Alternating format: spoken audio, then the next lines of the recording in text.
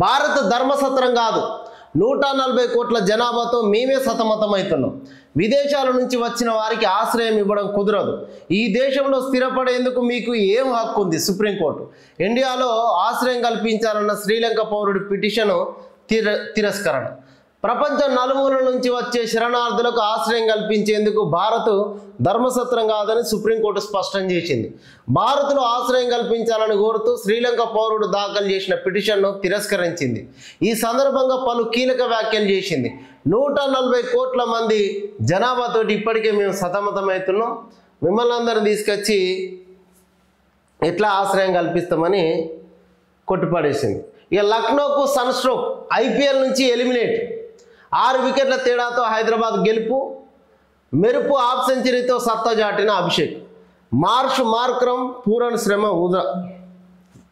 ఇది ఇక నిన్న SRH లక్నో మ్యాచ్ జరిగితే 18 ఓవర్లలోనే మనోళ్ళు 200 స్కోర్ను ఊదేసారు.